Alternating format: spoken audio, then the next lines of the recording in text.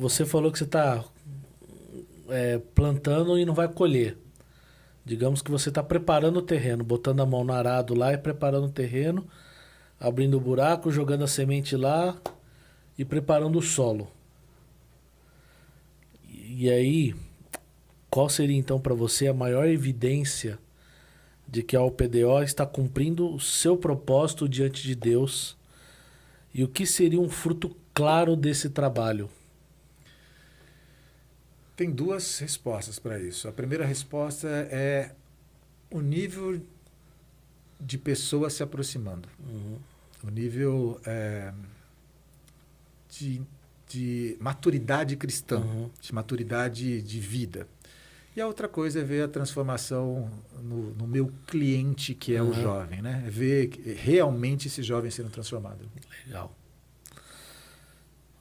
Ô Rony, de que forma o trabalho com educação e transformação social tem moldado sua própria vida cristã? Total. Total, porque assim, quando você tem uma pessoa falando para a web que ele não ama, isso não é uma coisa que acontece de uma hora para outra.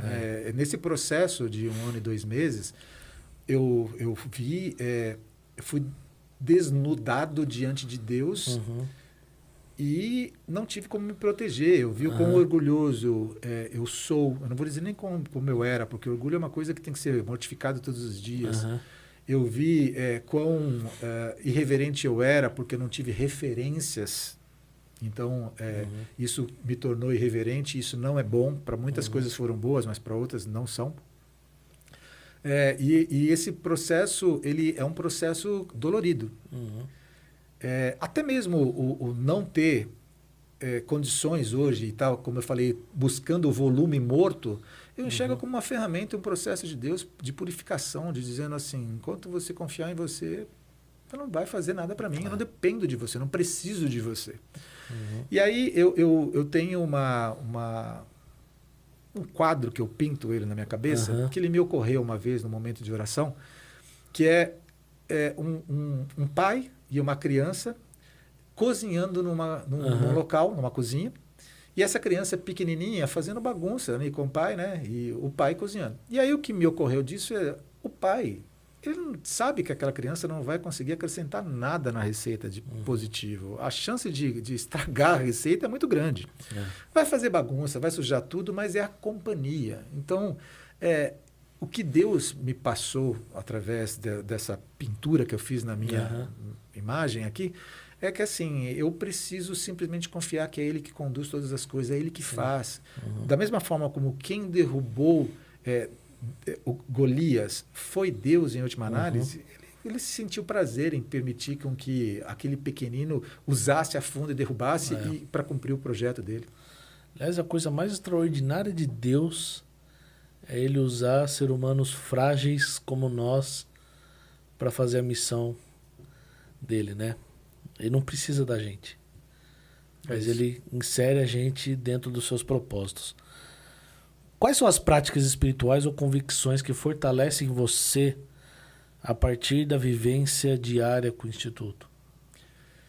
Olha, disciplinas espirituais como jejum, jejum constante, assim, a cada 3 dias no máximo fazer um jejum. Orações constantes, e essas orações eu não estou falando de poucas, de tempo mesmo, de regularidade. Assim como você tem uma disciplina de exercício físico com tempo para fazer, é ter uma disciplina com tempo para fazer de oração. De leitura da palavra com tempo, com intencionalidade, de busca disso. E de você participar da vida, olha que coisa interessante, hein? Comum do lar, para fazer com que eu ame a minha esposa, para que eu seja um bom filho para minha mãe de 88 anos de idade, um bom irmão para as minhas irmãs. Isso tudo são partes dessa disciplina espiritual, que você vai sendo moldado por Deus. E essas disciplinas, elas muitas vezes não são sentidas pelas pessoas como sendo formas de ser moldado, mas elas são. Elas Sim. vão te moldando Sim. conforme o Senhor ele vai se apresentando, ele vai desafiando, esticando você para que você seja exatamente como ele quer fazer de você. E você complementou a outra segunda parte, acho que eu perdi a segunda parte.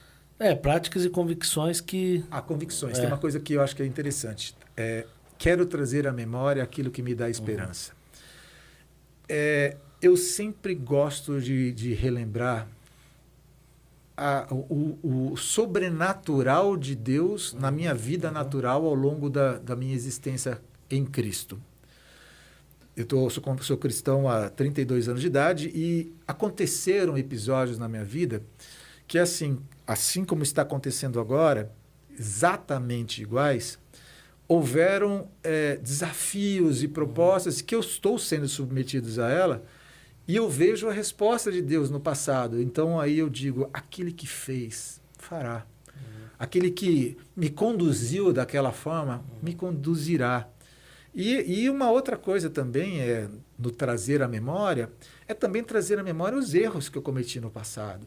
Porque eu já fui, pelo meu enganoso coração, eu já fui ludibriado em algumas vezes. Eu entrei em projetos, o próprio projeto do pastoreio daquela igreja, que a gente tudo entendia-se que a gente ia fazer assim. Quem garante que a OPDO vai acontecer com sucesso, já que o primeiro projeto de 99 não aconteceu com sucesso? Aí você diz, erros e acertos, como eu lido diante disso? Sem fé é impossível agradar a Deus. Não tem como.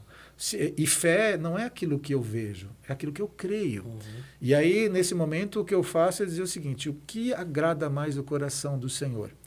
Que eu vá para o mercado de trabalho e sustente a minha casa, que eu monte algum negócio e sustente a minha casa, ou que eu faça essas 3 coisas vinculadas, 3, 1, 2 e a terceira agora, fazendo com que o reino dele seja estabelecido através de uma metodologia.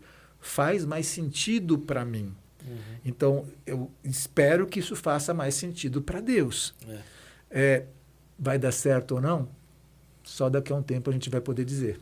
Maravilha. Você olha isso como chamado ou vocação? Você sabe que eu não sei te responder isso de modo objetivo, porque a vocação, segundo o que as pessoas costumam falar, é uma coisa que arde, que você faz independente de qualquer coisa. É quase que você vira um teimoso que você vai fazer de qualquer forma. E o chamado é quando o Senhor ele diz, olha, vai para lá e mesmo que você não queira fazer, você vai para lá.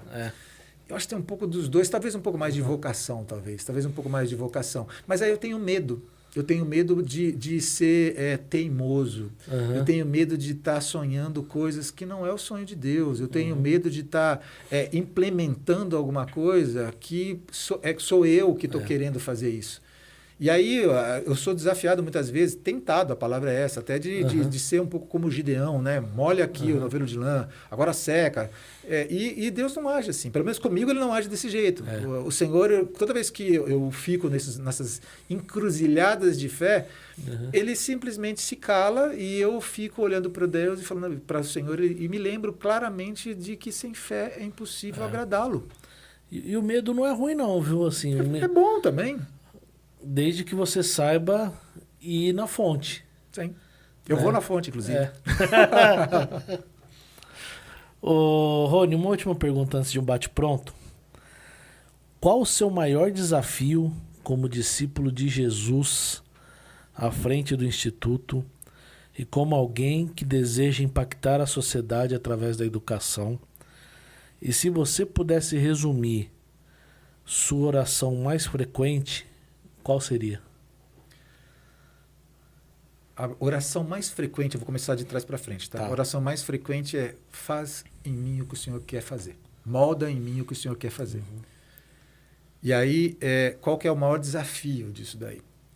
Eu sou uma pessoa que gosto de verbalizar e de tornar claro as minhas vulnerabilidades, eu gosto de tornar claro os meus pecados, eu gosto de mostrar para todo mundo quão podre eu sou.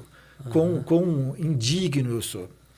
E isso é totalmente contrário ao que as pessoas querem na liderança de um projeto. O que as pessoas elas querem é uma pessoa austera, é uma pessoa digna de ser seguida, É uma pessoa que tenha uma palavra confiável ao ponto de que é inquestionável. Mas eu fico tranquilo quando eu vejo que os 12 que transformaram a igreja no que a igreja eram mais próximos de quem eu sou do que os líderes que as pessoas esperam. Então, voltando agora para a primeira resposta que eu dei para você, molda-me do jeito que o Senhor quer. Toda vez que eu oro isso, e todos os dias eu oro isso, eu sei que pode doer.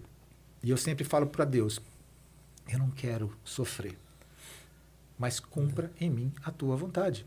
Faz em mim o que o Senhor tem que fazer. Porque quando eu estou sofrendo, eu estou mais próximo de ti. E quando eu não estou sofrendo, eu me afasto de ti. Se a única forma que eu tenho de ficar aos teus pés é debaixo de um sofrimento contínuo, então não retira o espírito, o espinho da carne. Mas isso dói. Não é uma coisa fácil. Né? Ser moldado por Deus é um processo, em alguns momentos, doloroso. Né? Mas se isso nos fizer mais parecido com Cristo, amém. Glória a Deus.